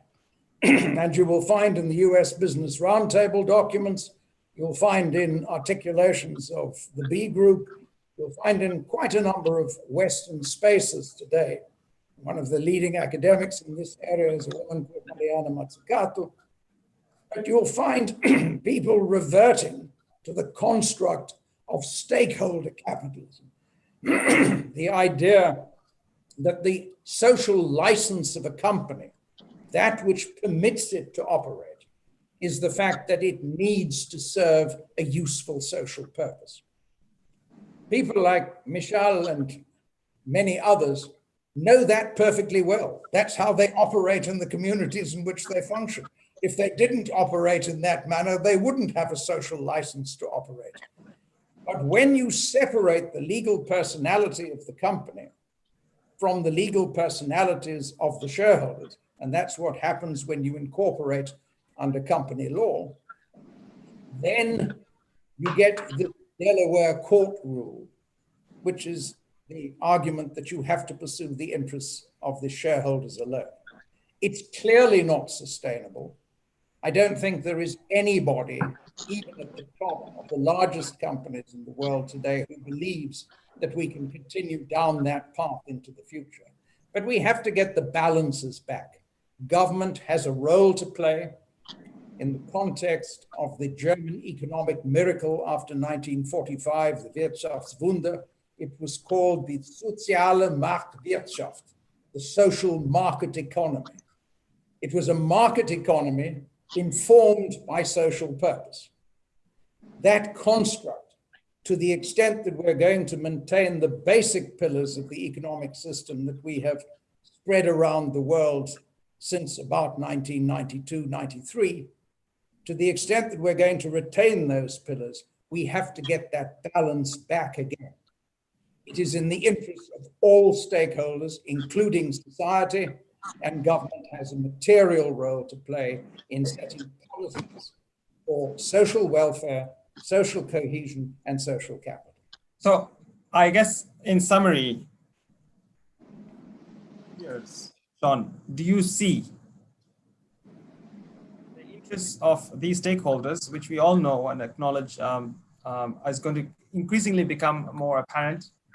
Will the powers that be, particularly in governments and multilateral institutions, realize that this reordering needs to occur, or will we continue in the same path we have in every other financial crisis we have, and to stave off the short-term challenges?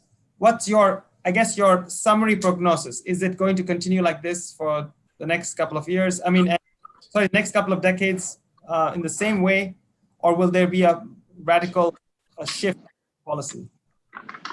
Well, I think there's definitely going to be a shift in policy. I think there's going to be a shift in policy for two reasons. One is there is going to be a revolt.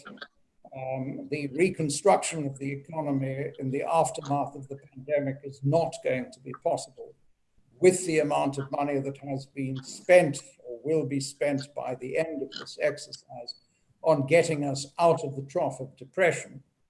There will not be a social consensus behind its application exclusively for the benefits of those who have benefited from previous rescue packages. Secondly, the European Union, in respect of what has been articulated as the Commission's recovery plan with the support of the Council, has clearly reintroduced the construct of social market economy and clearly reintroduced the concept that it must be both green and digital. Thirdly, the managing director of the IMF, Kristalina Georgieva, who was, of course, at the head of the World Bank prior to becoming the MD of the IMF, is articulating at the rate of about one article a week at the moment, the necessity to build back better and fairer. And there is a very clear policy going out within the IMF at the moment, that one of the things that will be scrutinized in the context of the provision of IMF finance through SDRs, and there will need to be another issue with SDRs to enable financing on the scale that will be necessary. But one of the criteria that will be looked at in respect of that is the capacity of the loan to, in fact, support the reconstruction of social cohesion within the borrowing country. So there are significant pressures which were simply not there 10 years ago, present within the landscape today. But I would be dishonest if I didn't say to you that there is almost no appetite in the upper reaches of the US administration for this approach. And so you are going to see huge tension between what the European Union is seeking to do, what the IMF is seeking to do, and what the US administration, as presently constituted, will be seeking to do in the aftermath of the crisis. How that is going to resolve, and how China and India and Indonesia and other large economies in the emerging markets will play into this, I think we all wait to see. But I think the worm has turned. Wonderful. Thank you so much, Sean. I recognize that a lot of us have been on the call for a while. So without further ado, I'd like to move on to the Q&A. We've had an excellent Q&As during the session, but I can't obviously choose all of them. I wanted to choose a few that might be particularly relevant to some speakers. There was one specifically to Mishal, Kanoo, and perhaps you are an authority on this, but do we need to back the use of the gold standard for serving the real economy?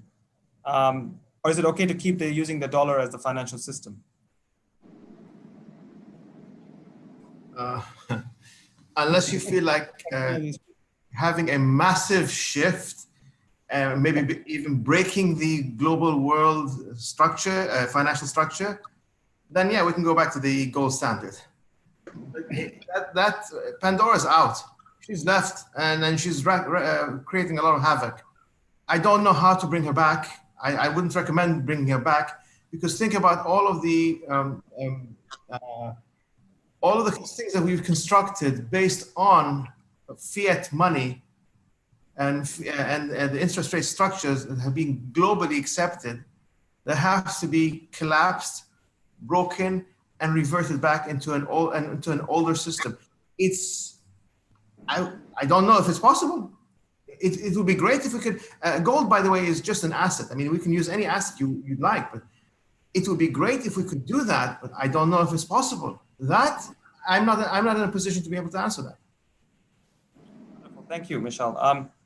Another question from Mrs. Titin Hartini from Islamic University of Radan Fateh. For Ms. Raza, as we all know, the COVID pandemic has changed all aspects of our lives, including economics and investment. Please explain to us, is the world capital markets going to experience significant changes while COVID continues? And what changes will occur in the global capital markets? Thank you for that question. There will not be a dynamic shift, I don't feel, in the way the global capital markets work. However, leading up to the global pandemic, and I will call a global war, economic war, is that there is more of a realization that entities, stakeholders, governments need to raise capital for the grassroots. So we're starting to see a lot of noise around impact bond, issuance of green bonds, and such. Now, the use of those is what will really prove whether it's effective or not. I would argue that the government should borrow money, which we've seen almost all the GCC governments and the Western world borrowing and pumping that money back into the banks. And I would say it should be going into non-banking financial institutions. It should be used as subsidies for the likes of the SMEs and grassroots, non-banked and unbanked people in and across the world. The issue is, how do you get that capital raised down to the grassroots level? And for that, you need collaboration from not only the banking sector, but the non-banking sector, the likes of the kind of things that you've seen Jamil talk about, as well as other actors that have the ability to distribute the using internet, as was mentioned before, digital, to be able to get that down to the very, very grassroots level that need it. But from my perspective, global capital markets will only be effective to be able to get us out of this if the use of that capital is down to those that need it most, which is the SMEs. And today it's not. The people that are able to borrow are those, frankly, that don't need it that much, that can do without it, as Mishal had said. Maybe they would have smaller bank balances, but they would survive. Who won't survive are SMEs. And we found during the war, any war historically, that 50% of the SMEs that disappear never come back. So in essence, 60 to 80% of an economy is SMEs. 50% of them during war disappear and never come back. So if you're able to somehow harness that and sustain them, you find that at the end of any war, and I know we're not in a state of war, I would argue that we are. It may not be a physical war that we can see, but we are in a state of war, and we should behave as such to be able to protect the people that need it most and sustain those that require it most, so that when we come out of it, we're a little bit stronger than giving capital to those that maybe don't need it as much and will come out richer than they were going into the pandemic. Thank you, Nida, Ms. Nida. The last question I think would be probably directed towards Mr. Jamil Abbas, and this has to do a little bit more to do with Indonesia, and I thought it would be good for us to have a questions focused on Indonesia. Traditional financial institutions in Indonesia have started to lose their big role with digital fintech and even shadow banks appearing and are more directed towards microfinancial inclusion. But it seems that banks have not handled it properly, effectively, but instead the Financial Services Authority has more role here. The OJK policy is limited, bearing in mind that this task is assigned to the central bank, in this case, the Indonesian bank. And some of the arising from financial inclusion transactions have also not yet been attempted by the government, the society and the country. Are there efforts to conceptualize financial inclusion without heavy taxation and without a difficult system fixed in the OJK and BI Sorry, Dr. Said, I couldn't hear the question properly because of some distraction. Do you mind to just summarize exactly what the question is?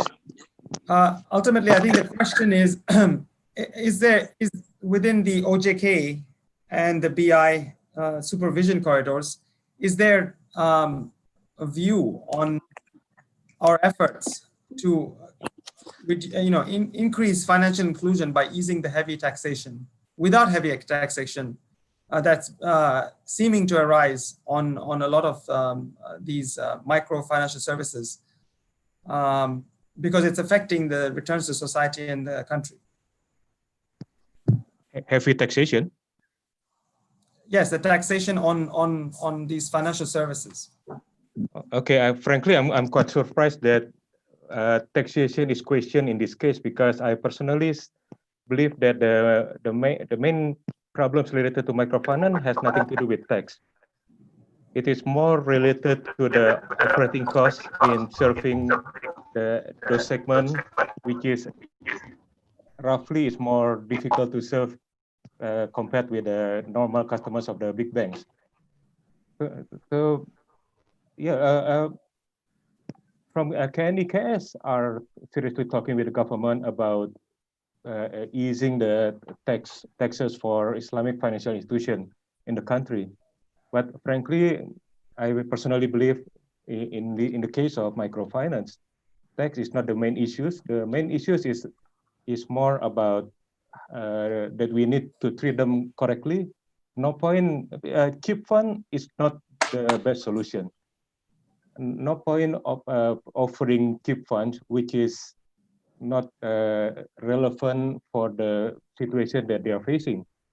Just like when we are sick, it doesn't mean that the cheap medicine is what we need.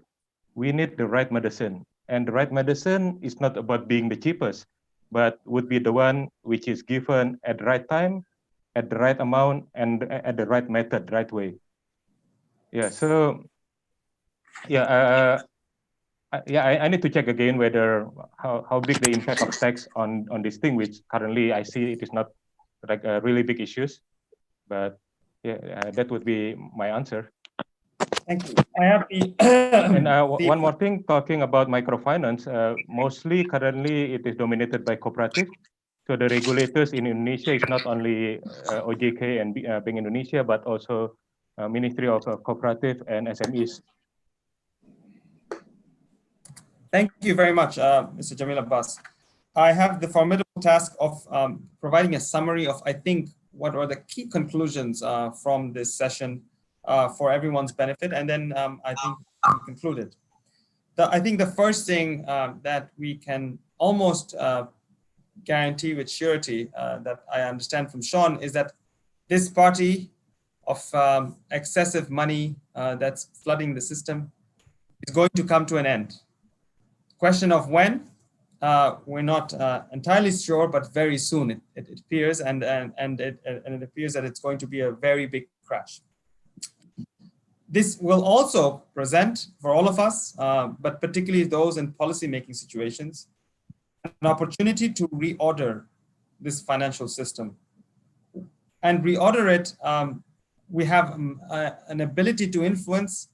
The most important thing, I think, that has impeded the financial system deploying capital to the real economy, which is a characterization of risk. And risk characterized by the likes of the Basel Banking Committee, which really limited the ability for financial institutions to actually even play a role outside of traditional financial arbitrage. And therefore enabled it only to stay within the financial system and not go to the real economy. So there is an opportunity for us to influence policy to really reorder and define what risk can be tolerated and how money should be flowing.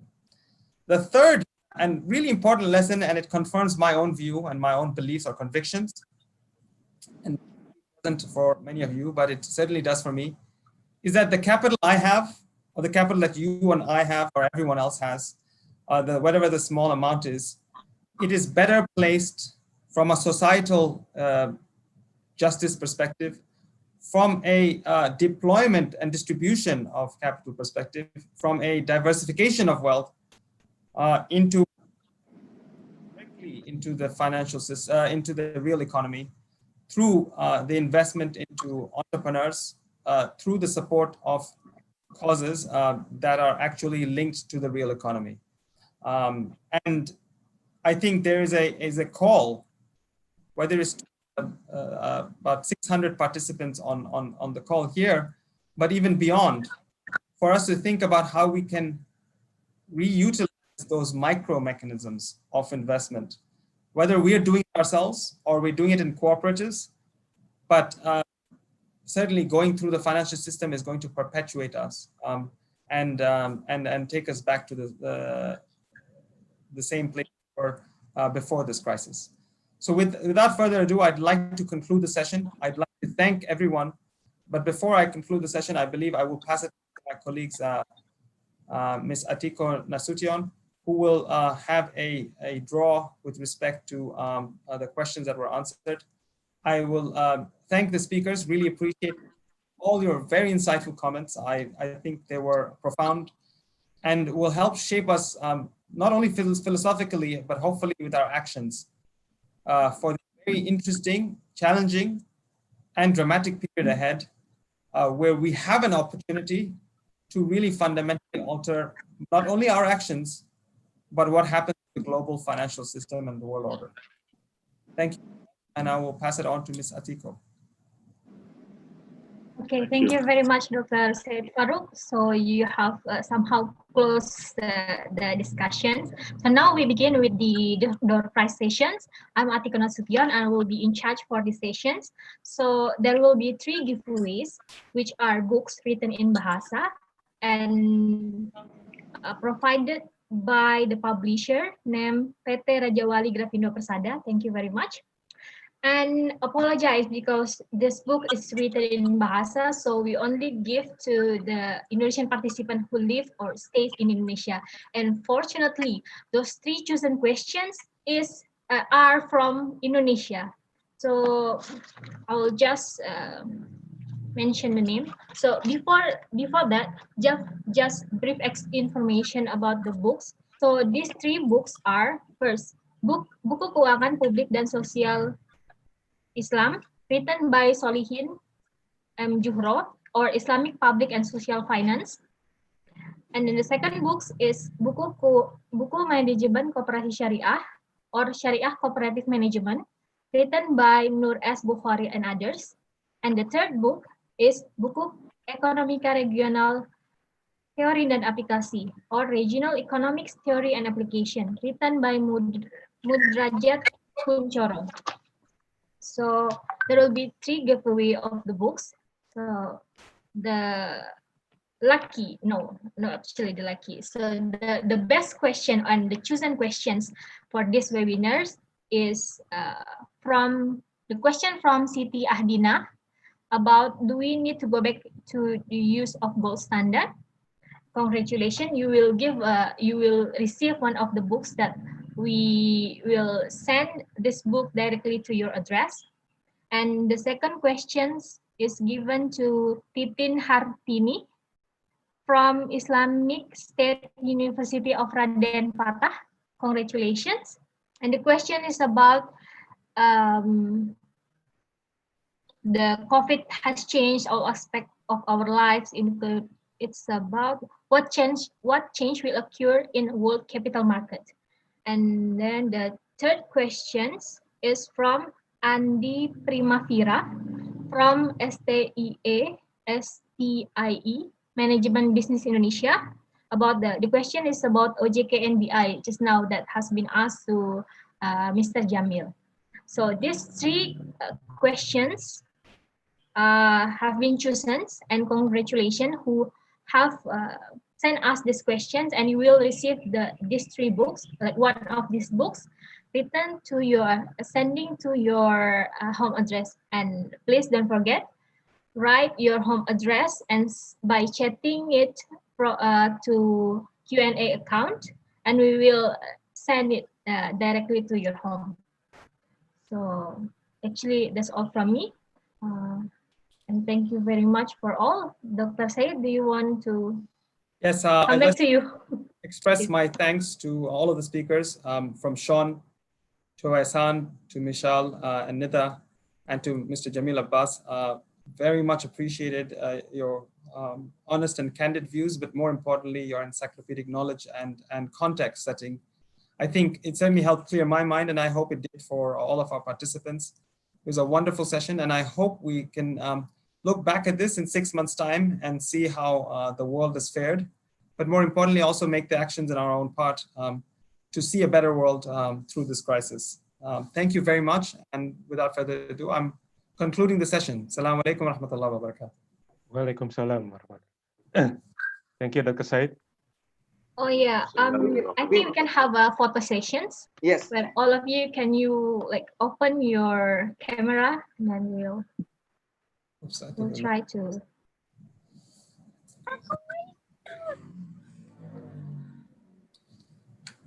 Ready, Tika? Ready? Can you get 500 people? We will have also a survey after this for the participants. Please join the survey. Yes.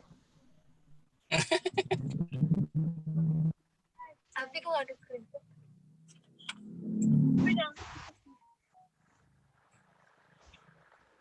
Did you take the picture, Tika? Actually, it's a lot, right? So No problem. Just few of them one. enough. No need all. Not need all.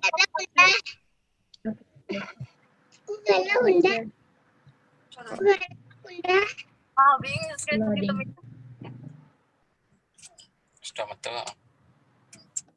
Ya. Yes.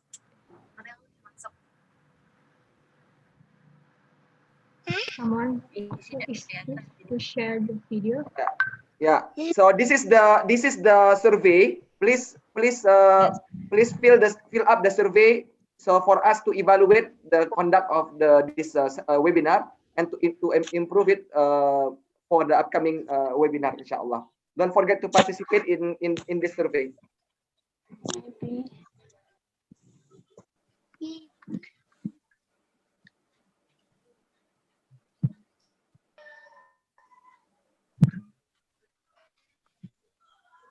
Not all. Okay.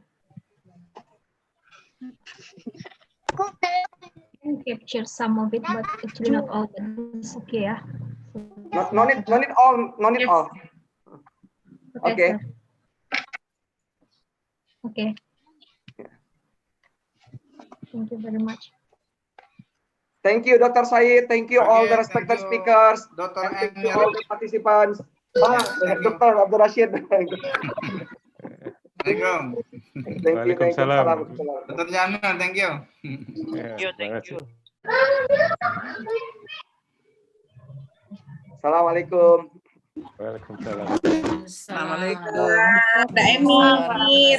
Waalaikumsalam. Waalaikumsalam warahmatullahi wabarakatuh.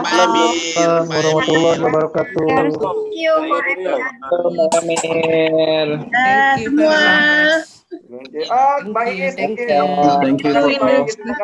Thank you, Pak Emir. Terima kasih Pak Jamil. Barakallahu fiikum jami'an. Bapak. Terima kasih. Assalamualaikum. Assalamualaikum. Terima kasih. Assalamualaikum. Barakallahu. Ya Pak, Jileb. Pak Nafi. Assalamualaikum. Pak Kabul.